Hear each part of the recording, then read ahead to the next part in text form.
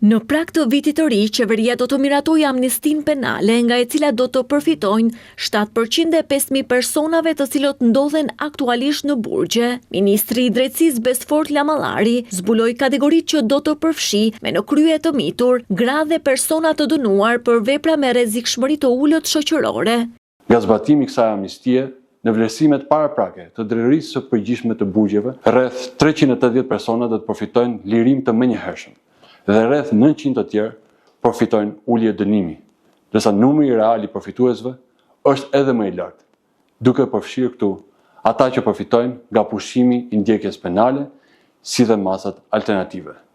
Nga amnistia do të përjashtohen personat që kanë qenë subjekti i hetimit dhe gjykimit nga SPAK dhe gjykata e posaçme. Sigurisht, nga kjo amnisti nuk mund të përfitojnë ata që kanë kryer krime të rënda, korrupsion apo vepra me rrezikshmëri të lartë shoqërore.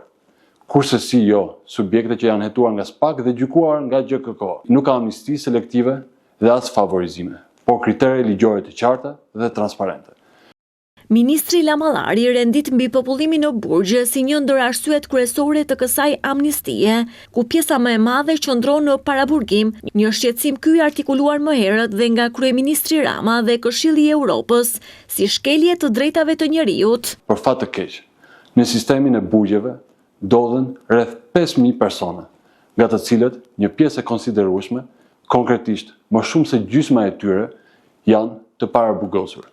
Kjo situatë kërkon ndërhyrje të përgjithshme dhe të menjëhershme, në përputhje me standardet dhe praktikat më të mira evropiane. Paraburgimi i tepruar është një shqetësim persistent në sistemin tonë penitenciar.